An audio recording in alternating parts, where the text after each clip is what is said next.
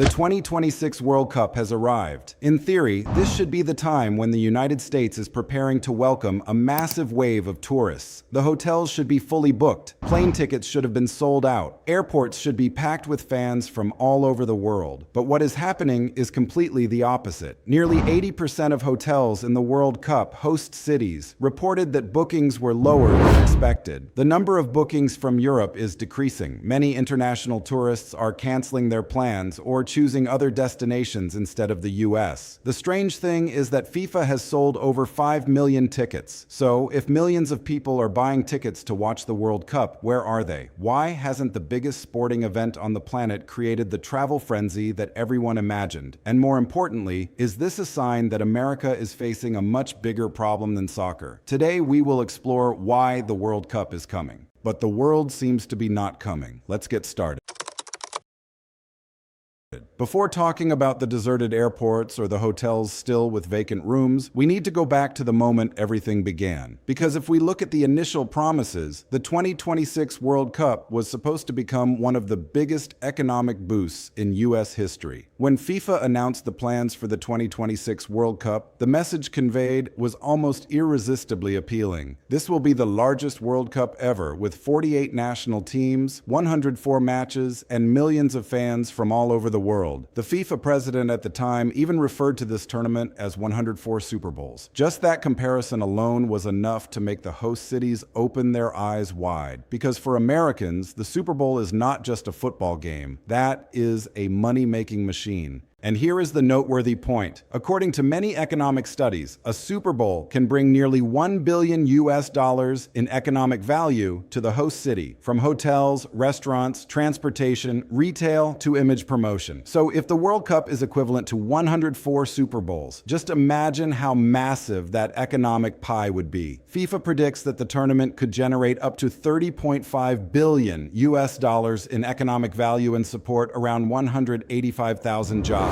The numbers sound more like an economic stimulus plan than a football tournament. It's not surprising that 11 American cities quickly joined the game. New York, Los Angeles, Dallas, Seattle, Boston, and San Francisco all see the same vision. Millions of international tourists will flock in. The hotels will be fully booked for many months. Airlines will increase flights. Restaurants will operate at full capacity. In other words, the World Cup is seen as a gold mine that lasts for several consecutive weeks. But the interesting thing is that most cities are not really betting on football. They bet on the cash flow. Football is just a means. Tourists are the target. It may sound pragmatic, but that's how global events usually operate. No one spends hundreds of millions of dollars upgrading infrastructure just because they love sports. They do it because they believe that today's investment will yield greater returns tomorrow. Not yet.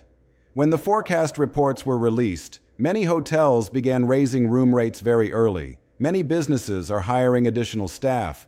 Some places are even preparing for the busiest summer in their operational history. The atmosphere at that time was like the entire American tourism industry was on the brink of a tsunami of money about to hit the shore. If you were a hotel owner at that time, you might have thought the same way as them. If FIFA says millions of people will come, why not believe it? But sometimes the gap between expectation and reality is where the most noteworthy stories emerge. And in the case of the 2026 World Cup, that gap is becoming increasingly clear. Because there is only a little time left before the opening day, what is actually happening is completely different from the rosy picture that was painted. So what happened? If the World Cup was promised to be 104 Super Bowls, why are more and more hotels reporting lower than expected bookings? And why are the first signs of disappointment starting to appear? That's when the story gets really interesting. If you find this data thought-provoking, don't forget to like and subscribe, because the numbers in the next part will be even more surprising. We will take a look at the reality unfolding in the host cities, where enormous expectations are gradually colliding with a completely different reality. If the previous part was a story about exciting promises, then this part is when we look at reality. And to be honest, the current picture resembles a movie with a grand opening, but the audience starts leaving the theater before the climax. Because what is surprising many people is that the 2026 World Cup has not failed in terms of media coverage. FIFA announced that it has sold more than 5 million tickets. That number sounds extremely impressive. It creates the feeling that millions of people are getting ready to board planes, dragging suitcases to the US, and turning the summer of 2026 into an unprecedented football festival. But then the data from the host cities tells a completely different story. According to a survey by the American Hotel and Lodging Association, nearly 80% of hotels in host cities reported that current bookings are lower than initially forecasted. Not just a little lower. Many places describe the current situation as much lower than what they expected when deciding to invest in the World Cup. Let's pause for a second to think about that. If millions of tickets have been sold, if this is the biggest sporting event on the planet, then why aren't the hotels fully booked? Seattle is a very interesting example. A hotel located in one of the best positions in the city once believed that the World Cup would bring in a huge number of guests throughout the summer. But so far, out of the 6 matches held in Seattle, they have only sold out completely for 1 match. Just 1 match. 5 games still have openings. It doesn't sound like a disaster, but it's certainly not the 1-0-4 Super Bowl scenario people were hoping for. And Seattle is not an isolated case.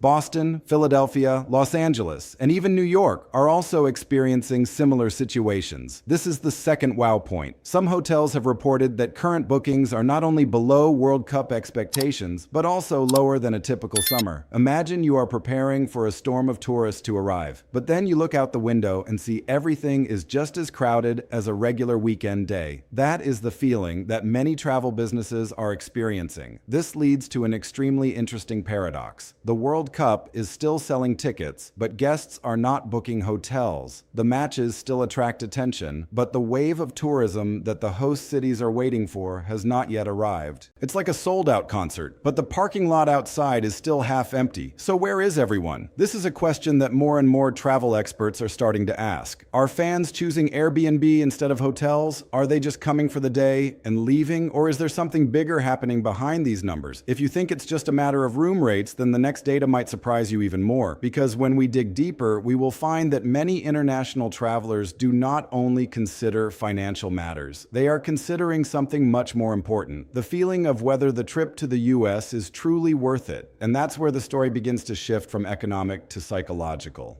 In the next part, the reason why more and more people around the world are deciding not to go to the US even during the World Cup will be revealed.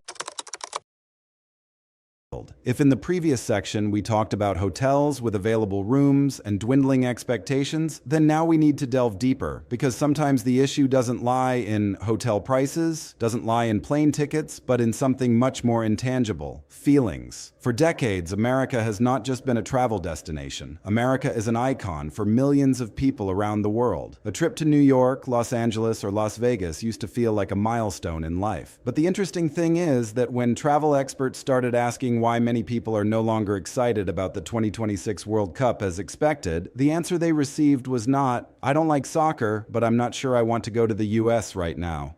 Many surveys show that what travelers are most concerned about is not the long flight or the high costs. What they worry about is the uncertainty. Try putting yourself in the shoes of a football fan in Europe, Africa, or Asia. You spend months requesting leave. You save thousands of dollars. You book the plane tickets, hotel, and match tickets. Then you wonder, will everything go smoothly when I set foot at the airport? Just that question alone is enough to make many people hesitate. And this is not an unfounded concern. Before the World Cup, there were several cases that attracted the attention of the international media. A Somali referee was once on the verge of becoming the first Somali referee to participate in the World Cup, but faced difficulties during the immigration process. Some members of the Iranian national team faced visa obstacles. Some international journalists from various countries have also reported similar difficulties. It is noteworthy that these stories spread very quickly on social media. In the tourism industry, perception is sometimes just as important as reality. A traveler doesn't need to directly encounter a problem to feel anxious.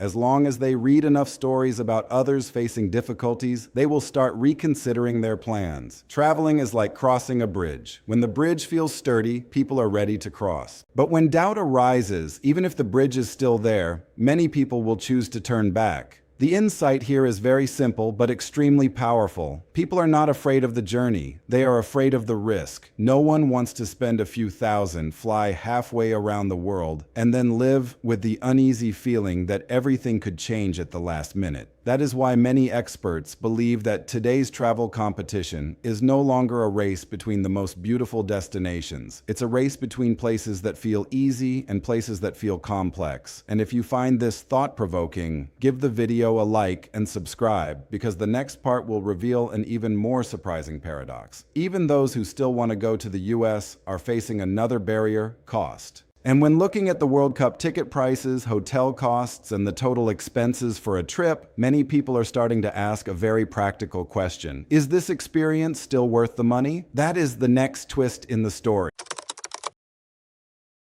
If in the previous part we talked about feelings of insecurity and concerns related to immigration, then this is the moment when the second twist of the story appears. Because even for those who still want to go to the US, still love football, and still dream of watching the World Cup live, they are facing a very simple question. Can they afford it? This is a significant difference between the 2026 World Cup and many previous World Cups. In the past, the biggest challenge was often the geographical distance. You have to fly far, take time off work, and plan ahead. But this time, for many fans, the issue is not the distance. The issue is the bill. According to many reports from the tourism industry, the cost of a World Cup trip in the US is rising much faster than many people imagine. Airfare is increasing. Hotel prices are rising. Car rental prices have increased. The cost of food and drinks in major cities is also not pleasant. That means even before stepping into the stadium, fans have to prepare a significant budget.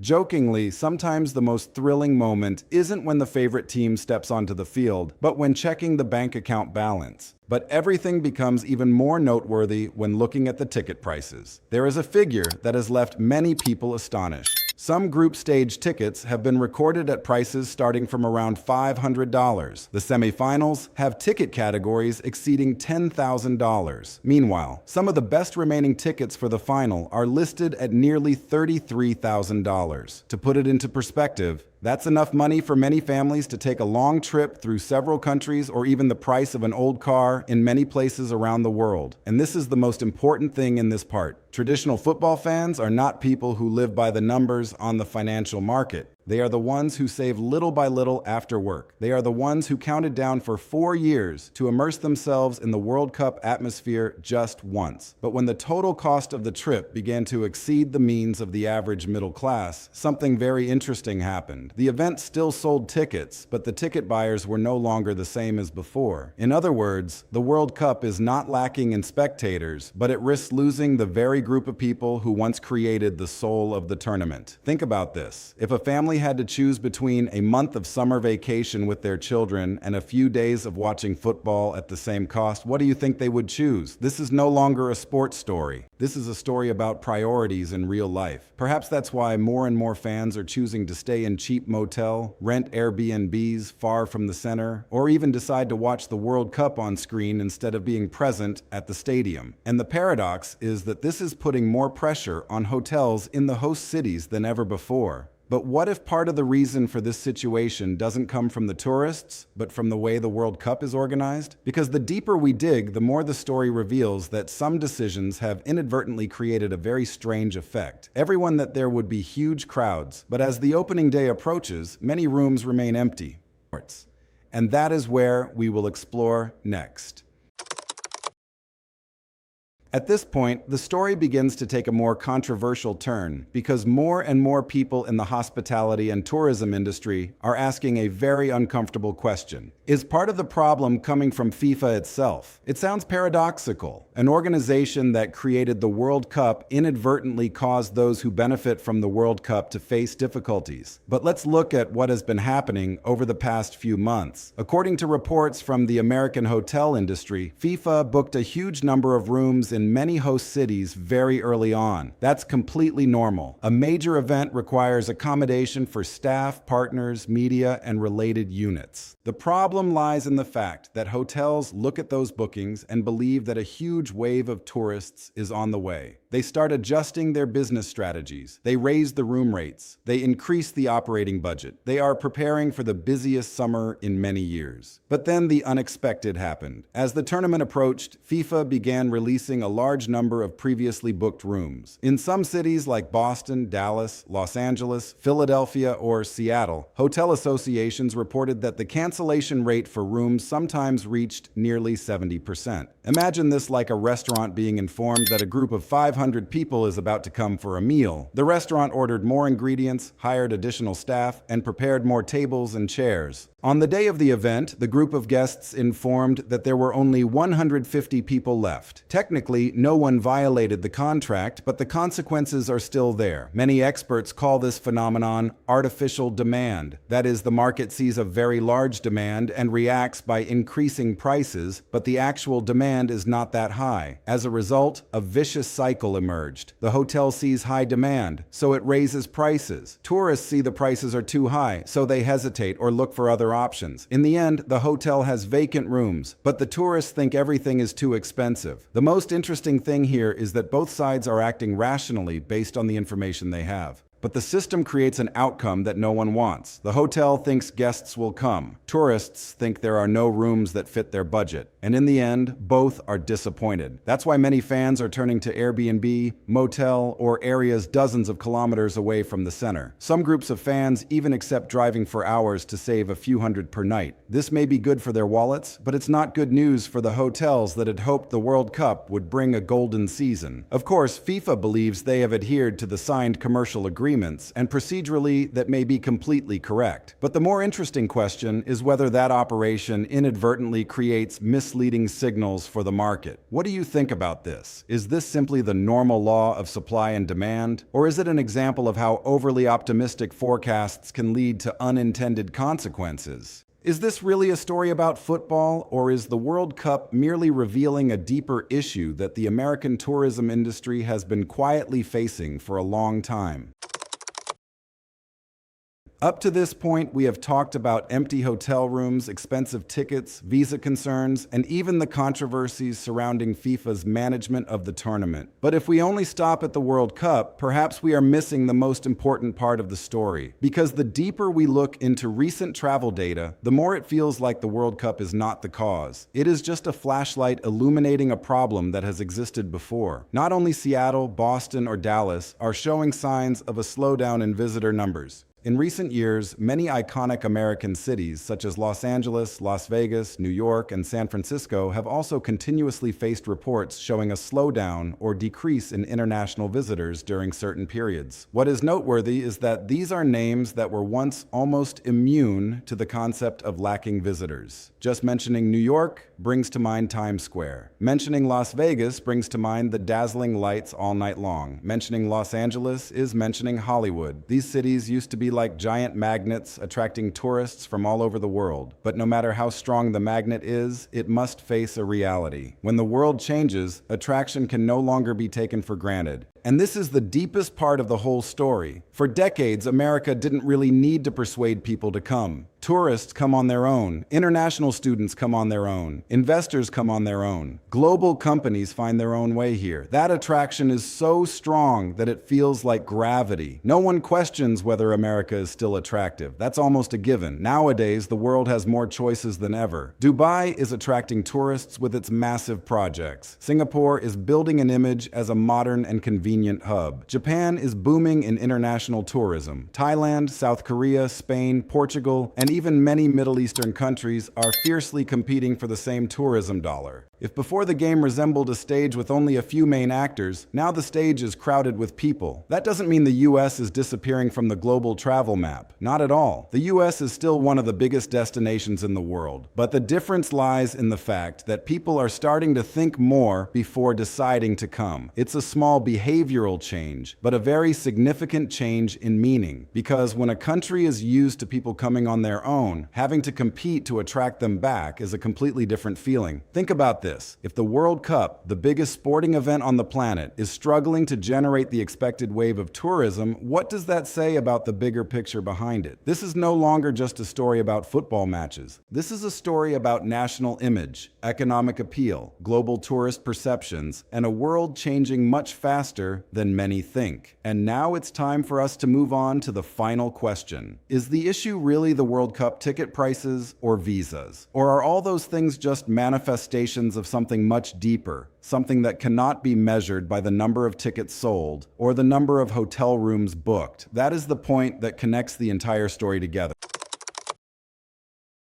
Perhaps by now we can return to the question that appeared at the beginning of the video. Why is an event likened to 104 Super Bowl games expected to generate tens of billions of dollars in economic value witnessing signs of stagnation from hotels, airlines, and the tourism industry? And the answer probably does not lie in the World Cup. The World Cup is just a mirror. It is reflecting something much greater. People often think of travel as a matter of scenic spots, stadiums, or famous check-in points. But in reality, what determines a trip is often not the destination, it's the feeling. People come to a country for the feeling of being welcomed, because of the feeling of safety, because of the feeling that the money and time they spent were worth it. And the interesting thing is that those feelings are very difficult to measure with charts or statistics. You can't look at a data table and know whether people are still excited about a destination or not, but you can see the results of it. You see the canceled trips, you see that the hotels are not fully booked as expected, you see many people choosing other destinations. Each individual phenomenon may not say much, but when they all appear at the same time, they start telling a story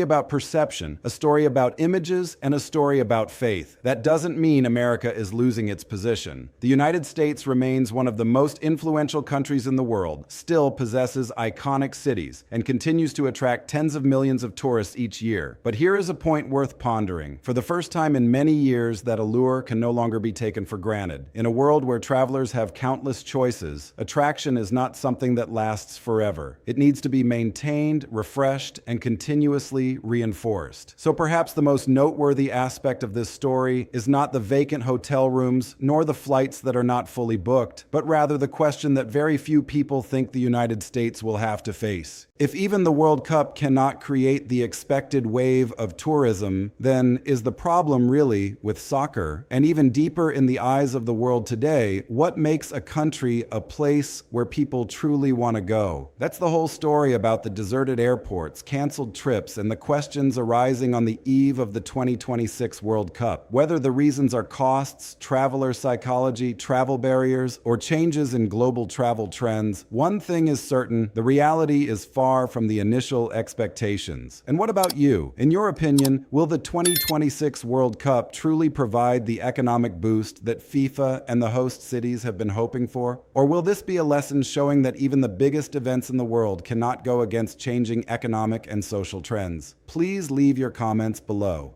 I would love to read your perspectives. If you find the video useful, don't forget to like, subscribe to the channel, and turn on the notification bell so you don't miss the next videos about the economy, society, and the changes shaping the world today. And as usual, this video is made to provide information, analysis, and discussion based on publicly available data, reports, and sources. Thank you for watching, and see you in the next